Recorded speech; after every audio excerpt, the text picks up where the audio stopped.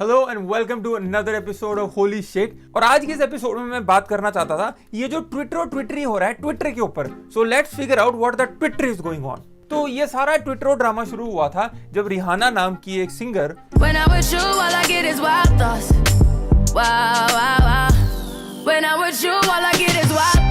हाँ यही वाली रिहाना, हाँ समझ गए। इसी रिहाना ने जब ट्वीट कर दिया था और उसने ट्वीट में सिर्फ एक सीधा सारा सवाल पूछा था कि हम इसके बारे में बात क्यों नहीं कर रहे हैं, और नीचे पोस्ट किया था CNN का एक आर्टिकल अबाउट फार्मर्स प्रोटेस्ट जो चल रही है दिल्ली के चारों तरफ। लेकिन इस एक सवाल ने ऐसा बवाल किया, और सबसे पहले बवाल के बवालों में बवाली होने के लिए जो आई थी वो थी हमारी कंगना मैडम।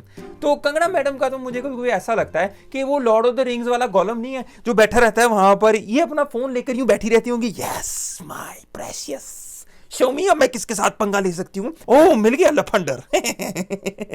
क्योंकि मुझे लगता है कि कंगना जी सीरियसली ये सोचती हैं कि वो एक्ट्रेसेस 30 के ऊपर उनका करियर का कुछ नहीं बचा है, अब या तो वो चैरिटी शो कर सकती हैं या फिर वो ट्विटरी कर सकते हैं। तो कंगना जी ने पॉइंट क्या उठाया रिहाना के अगेंस्ट कि हम यहाँ पे साड़ियां डालती बैठी रह गई, हम यहाँ पर सूट सलवारों के साथ अपनी जुत्तियां मैच कराती रह गई, और तू कच्चे में जाकर बाहर फोटो में खिंचाने वाली जनानी हमारे बारे में बोली तो बोली कैसे? क्या तुझे मालूम है कितना टाइम लगता है साड़ी को डालने में? और साड़ी क्या, पहले उसके साथ ब्लाउज को मैच करवाओ, फिर यहाँ पे बल देने पड़ते हैं। अगर उसको आगे से रिहाना ये बोल दे कि बहन फिर एक सूट सलवार पाले या कुछ ऐसा कुछ पाले, सूट इन्हें समझ नहीं आता। और सूट एक सिर्फ सूट नहीं होता, सूट के साथ सलवार होती है, साथ में पजामा मैच करवाना पड़ता है, जुत्ती मैच करवानी पड़ती है, परांदी मैच करवानी पड़ती है, टिक्के, लिपस्टिक, गाल में जाने वाला पाउडर। ये अमेरिकनों को क्या मालूम है? सूट मैडम सिर्फ एक पासपोर्ट है, उस पर बीजेबी लगाने पड़ते हैं बाहर जाने से पहले हमारे देश में, यही तो उन लोगों को पता नहीं है। लेकिन अगर इशू सिर्फ ये होता तो इतना बवाल नहीं मचना था। लेकिन मेन इशू ये था कि कंगना ये कह रही थी कि हम देखो कितने सभ्य तरीके से कपड़े वपड़े ज्यादा डालते हैं और ढक के रखते हैं खुद को, तो हमारा मॉरल स्टैंडिंग तुम्हारे से ऊपर है और हमारे को तुम्हारी कोई जरूरत नहीं है। ये तो ये बात होगी कि अगर कोई इंग्लिश बोल सकता है तो वो ज्यादा समझदार है, और अगर किसी को इंग्लिश नहीं आती है तो वो बेवकूफ है। तो इंग्लिश तो सिर्फ एक लैंग्वेज है, वैसे ही कपड़े तो सिर्फ कपड़े हैं, कपड़ों का लेना देना क्या है? क्या कच्चा पजामा डाल के बाहर घूमने वाले बंदे सूट सलवार कमीज पहनने वाले वालों से कम दिमागी हैं? लेकिन मूविंग ऑन, कंगना जी कि आप ये क्यों भूल जाती हैं बार बार कि आप एक एक्ट्रेस हैं, और आपने भी ये जो सलवार कमीज और ये साड़ी बांधना तो मणिकर्णिका के बाद शुरू किया है। उससे पहले तो साड़ी जितना कपड़ा तो आप पूरी फिल्म में इस्तेमाल नहीं करती थी। तो उदाहरण के लिए कुछ ये सीन देख लीजिए। अभी इन सीनों में और रिहाना के सीनों में मुझे कोई ज्यादा फर्क तो दिख नहीं रहा है। आपकी आंखों में अगर दूरबीनें फिट हो तो मैं कुछ कह नहीं सकता हूं, बट मेरे ये 2 नंबर के चश्मे से मुझे कोई फर्क नहीं दिख रहा है। और यहां पर मैं एक और चीज पॉइंट आउट करना चाहूंगा, ये जो फोटोग्राफ जो कंगना जी ने इतने शौक से शेयर करी थी, क्या उनसे कोई पूछने वाला हो कि रिहाना के इसी पोज में जहां पर वो अपनी ऐसे ऐस यूं बार को निकाल के खड़ी, अगर कोई वैसे तुम्हारे मुंह के सामने ऐसे ऐस कर ले ना, पहले तुम मुंह उधर कर लेते हो, यार क्या कर रही है, खिड़की बंद कर, ये मैं इसको देख के करूंगा क्या, और कोई अमर उजाला नहीं देखना, बंद कर। लेकिन इस रिहाना ने जब यही ऐस अपनी लोगों में फ्लॉन्ट करी तो कम से कम 10,000 लोगों ने वो फोटो लिया। और गूगल पे अगर आप इमेज सर्च करेंगे तो आपके शक्ल की फोटोओं से ज्यादा रिहाना की इस ऐस की फोटोग्राफ्स की कॉपियां ज्यादा हैं। तो मतलब ये हुआ कि आपकी शक्ल से ज्यादा फेमस तो रिहाना की ऐस हुई। तो अगर ये सारे लफड़े में इशू ये है कि किसने ब्रा बिकनी डाली है और किसने ब्रा बिकनी नहीं डाली है, तो फिर इस केस में तो आप में, रिहाना में और मेरे में मैं जीता, मैं सही हूं, क्योंकि मैंने कभी भी पब्लिकली तो ब्रा बिकनी नहीं डाली। तो ये जो लफड़ा जो कंगना जी ने शुरू किया था ये धीरे धीरे बढ़ता गया, और भी सारे जागरूक होने लगे। वो मम्मी रिटर्न्स में जैसे वो नीचे से नहीं वो कीड़े निकल रहे होते, वैसे सभी लोग निकल के बाहर आने लगे। लेकिन इस सब में एक चीज कॉमन थी, वो थी कि इनके मैसेजेस जो थे वो कुछ हद तक सिमिलर थे। और एक ये वर्ड एमिकेबल बार बार यूज किया था। तो ये एमिकेबल यूज करने वालों ने एमिकेबल की डेफिनेशन नहीं निकाली, बिकॉज अगर इसकी डेफिनेशन निकाल लेते तो उन्हें समझ आ जाता कि रिहाना जी जब कह रही थी कि हमें बात करनी चाहिए, ये एमिकेबल की डेफिनेशन ही ये है। और ये सारी कंफ्यूजन हमारी तब बढ़ गई जब एक बड़ा ही दिल दुखाने वाला ट्वीट, बिकॉज अक्षय कुमार का, जिनकी एक्टिंग का मैं भी बहुत बड़ा फैन हूं, तो अक्षय कुमार जी का एक ट्वीट आया जो बिल्कुल एग्जैक्ट सेम टू सेम था साइना नेहवाल से। अब कई लोग कहेंगे यार फिर क्या हो गया, थॉट सेम हो सकता है, स्ट्रक्चर सेम हो सकता है, पीछे का इंटेंट सेम हो सकता है, तो ये सब तो सेम हो सकता है, लेकिन वर्ड फॉर वर्ड सेम होना, comma, question mark, exclamation mark, hashtag, सारे ये लफड़े सेम होने, सारी की सारी इंग्लिश डिक्शनरी हुई सेम छाप देनी, तो ऐसा मैंने जिंदगी में कभी होता नहीं देखा। मतलब मुझे फिल्मों में आप एक ऐसा उदाहरण दिखाइए जिसमें ऐसा कभी हुआ हो कि दो बंदे सेम टू सेम हरकत छाप दें या सेम टू सेम हरकतें करें। मल्होत्रा, आपके दोनों बच्चे कंजॉइंट थे, जुड़े हुए। सेपरेट होने के बाद भी जब दोनों एक दूसरे के आसपास रहेंगे तो उनके रिफ्लेक्सेस एक दूसरे से कनेक्ट करेंगे। जैसे एक बच्चा अगर रोएगा तो दूसरा भी रोएगा, एक को अगर चोट लगेगी तो दूसरे को भी दर्द महसूस होगा। आई शो यू, ये देखिए।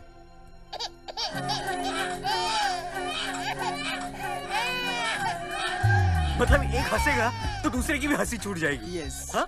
एक उछलेगा तो दूसरा भी कूदेगा। देखा आपने, अगर उस समय इस पिक्चर के लॉजिक पर शोर मचा दिया होता तो इसका दूसरा वर्जन भी ना झेलना पड़ता और आज ये हरकत भी ना झेलनी पड़ती। होली मदर ऑफ जीसस, ये पप्पा, दिस इज अ मिरेकल। क्या दिस इज अ मिरेकल। लेकिन इसमें अब अक्षय कुमार का ब्लेम करने का कोई फायदा नहीं है। अभी ये क्या हो गया यार, स्ट्रेसफुल भी तो हो सकता है। अभी अब तुम इमेजिन करो कि तुम अक्षय कुमार हो, ठीक है, अभी तुम सो रहे हो, ठीक है, तुम्हें मालूम है कितना डिसिप्लिन्ड आदमी है, तो मतलब अपने काम वाम खत्म करके सोता है, जल्दी सुबह उठते हैं, और सुबह सुबह 3 बजे टेक्स्ट आ गया और देखते हैं कि बीजेपी लिखा है। अरे क्या यार, अभी राम सेतु बना तो रहा हूं यूपी की चोनों के लिए भी, और क्या चाहिए, ठीक है। ऊपर से अभी क्योंकि ये टिन बजा तो टिंकल जी से भी गालियां सुनो, क्योंकि वहां से भी तो 4 गालियां आएंगी। क्या है, एक तो तू फिटनेस के चक्कर में सुबह 5 बजे उठ जाता है, मेरे अलार्म की घंटी, अब ये कम से कम 3 बजे तो अपने संगियों को बोल के फोन करना बंद करें, उन्हें घंटियां बजानी है, हमें तो सोना होता है सुबह के 3 बजे, बंद करो इसको। हाँ नहीं ठीक है ट्विंकल, तुम सो जाओ। करते करते संभालते सुमूलते कहीं गलती से उन्होंने टेक्स्ट को थोड़ा गलत पढ़ लिया, उस पर शायद लिखा होगा do not copy and paste, don't control C and V, इन्होंने समझा copy and paste control C V और कर दिया, तो हो गया ना। इसमें इतना शोर, इतना बवाल मचाने वाली क्या बात है, भी टेक्स्ट हो गया तो हो गया। क्या गुंडा बनेगा रे तू। तो अगर ये सिर्फ एक्टर्स की बात होती तो भी इशू थी, लेकिन धीरे धीरे करके और भी लोगों ने ज्वाइन करना शुरू किया, तो हमने देखा कि धीरे धीरे करके अभी के, पुराने और कभी के भी क्रिकेटर्स के ट्वीट आने लगे। मतलब एक टाइम पे तो मुझे ऐसा लग रहा था कि भगवान का शुक्र है कि ट्विटर आज से 150 साल पहले नहीं था, नहीं तो मुर्दों के भी क्रिकेटरों के ट्वीट आ जाने थे इंडिया से कि वैसे तो मैं मर गया हूं, लेकिन मैं ऊपर हेवन में खड़ा होकर तुम्हारे साथ हूं, आई स्टैंड विथ इंडिया। लेकिन फिर हमने सोचा कि यार ये एकदम से सारे ट्विटरों पर ये सारे ट्वीट क्यों आने लगे, तो तब हमने जब थोड़ा सा गूगल सर्च किया तो हमें समझ आया कि ये सारा घपला एक आदमी के कारण है। जिस चोर चक्के की आपको तलाश थी उसे मैं पकड़ के लाया हूँ। इसकी भोली शक्ल पर मत जाइए, दरअसल ये बहुत ही कमीना और खतरनाक मुजरिम है।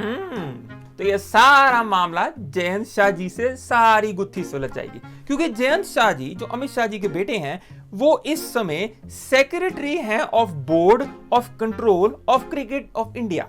तो इसका स्थायी अंतरा यह है कि जयंत शाह जी और गांगुली जी और जयंत शाह जी, तो इसीलिए सारे के सारे क्रिकेटरों के एक के बाद एक ट्वीट आने लगे। तो मुझे वो सीन याद आया 3 इडियट्स में से। कौन बोल रहे हैं, पर शक हमारे हैं। लेकिन सबसे ज्यादा कंफ्यूजिंग और दिल दुखाने वाला ट्वीट आया सचिन का। लेकिन फिर लगा कि यार सचिन को क्या जरूरत पड़ी है, इन्होंने तो एमआरएफ के लिए बैटिंग करके बहुत कमाया होगा। सचिन ने गन्ने की खेती कब करी, हो सकता है सचिन कोई फार्मिंग में चले गए हो सकता है गन्ना वन्ना उगाना शुरू कर दिया भाई फ्री टाइम में, कोई पता नहीं होता। तो मैंने डिगिंग अराउंड किया थोड़ा सा, तो तब पता लगा कि बात एक्चुअली इमोशन की है। जैसे हर डॉक्टर चाहता है कि उसका बेटा डॉक्टर बने, हर इंजीनियर चाहता है उसका बेटा इंजीनियर बने, हर एक्टर चाहता है उसका बेटा एक्टर बने, वैसे ही हर क्रिकेटर भी तो चाहता है कि उसका बेटा क्रिकेटर बने। और अब उनके बेटे के क्रिकेटर बनने का टाइम आ गया है, तो अब ऑब्वियसली बीसीसीआई से पंगा आप नहीं ले सकते हो। तो वी अंडरस्टैंड कि कोई मजबूरी रही होगी, बिकॉज दुर्योधन का साथ तो धृतराष्ट्र ने भी दिया था ना। और अब तो हालत ये है कि जयंत शाह जी इस समय प्रेसिडेंट बन गए हैं एशियन क्रिकेट काउंसिल के। तो अब धीरे धीरे करके पाकिस्तान, बांग्लादेश, श्रीलंका, यहाँ के प्लेयर्स का भी आने लग जाएगा, we stand for India, we stand with solidarity for India, और सबके साथ। तब ये भक्त बोलेंगे कि देखिए पूरी दुनिया हमारे साथ है, ये सब हमारा साथ दे रहे हैं, देखिए इनकी बात सुनिए।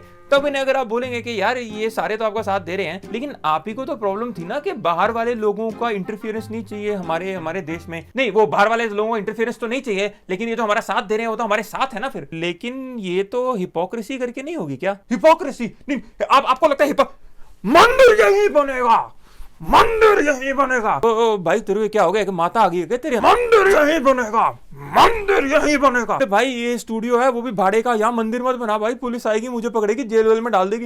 मेरे भाई ये इंडिया नहीं है, यहाँ मुझे जूते पड़ेंगे, प्लीज मंदिर यही बनेगा। तो आप भी जानते हैं कि ये ड्रामा ऐसे ही चलता रहेगा। तो इनकी फिलॉसफी तो सीधी है, धरती पे ये कीलें गाड़ेंगे और ट्विटर पे हैशटैग, क्योंकि अब इनकी ट्विटर की हैशटैग की लड़ाई शुरू हो गई है। तो अब सारे आईटी सेल और सब एक्टिवेट हो जाएंगे और सब इधर उधर की बातें ढूंढ ढांड के लाना शुरू कर देंगे कि कैसे ग्रेटा थुनबर्ग को पैसा देता है, आईएमएफ सब कंट्रोल कर रहा है, वो सारी इधर उधर की बातें जो किसी भी तरीके से अकाउंटेबिलिटी से बचा सके। बिकॉज ऑब्वियस चीज तो यही है कि ये जो भी कर रही है ये गवर्नमेंट कर रही है और ये सारा प्रूफ जो है वो हमारे सामने है। और इसीलिए अब बॉर्डर्स के ऊपर जो है इंटरनेट बंद कर दिया गया है, पानी बंद कर दिया गया है, इलेक्ट्रिसिटी बंद कर दी गई है और वहां पर रिपोर्टर्स को जाना अलाउड नहीं है। बिकॉज ये एक इंफॉर्मेशन की लड़ाई है, बिकॉज ये सारा का सारा गेम अब main media versus social media हो गया है। तो इसीलिए हमें लगा कि अब हम भी इस लड़ाई में जुड़ना चाहते हैं और हम भी वीडियोस बनाना चाहते हैं और हम अपना कंट्रीब्यूशन देना चाहते हैं इस लड़ाई में, जो जब इंडिया की हिस्ट्री लिखी जाएगी ये लड़ाई का जिक्र जरूर होगा और इसमें याद रखा जाएगा कि कौन हिस्ट्री की राइट साइड पे था और कौन हिस्ट्री की रॉन्ग साइड पे था। तो हम नहीं बोलना चाहते कि कौन सही है और कौन गलत है, हम सिर्फ आपको प्रूफ दिखाना चाहते हैं और होपफुली आप लोग अपने आप जज कर सकेंगे कि अगर ये एक पिक्चर होती और इसमें एक अमिताभ बच्चन और एक अमरीश पुरी जी खड़े होते तो अमरीश पुरी जी कौन सी तरफ होते और अमिताभ बच्चन जी कौन सी। अब भक्त सिर्फ कमेंट में ये बोल सकते हैं ये तो डिपेंड करता है, अमिताभ बच्चन जी और नेगेटिव प्ले कर रहे हैं रोल कि अमरीश पुरी जी पॉजिटिव प्ले कर रहे हैं रोल, तुम लोग ना लेफ्टिस्ट, तुम लेफ्ट से। तो मुद्दा ये है कि आप अपना खुद का दिमाग लगाइए और आप खुद सोचिए और आप क्या सोचते हैं प्लीज हमें कमेंट सेक्शन में जरूर बताइए। तो अगर आपको ये वीडियो अच्छा लगा हो तो हमारा लाइक बटन दबाइए, अगर आप हमारे साथ जुड़े रहना चाहते हैं तो हमारा सब्सक्राइब बटन दबाइए और अगर आप हमारी मदद करना चाहते हैं तो प्लीज इस वीडियो को ज्यादा से ज्यादा लोगों के साथ शेयर करिए ताकि ज्यादा से ज्यादा लोगों को मिर्ची लगे। तुझको मिर्ची लगी तो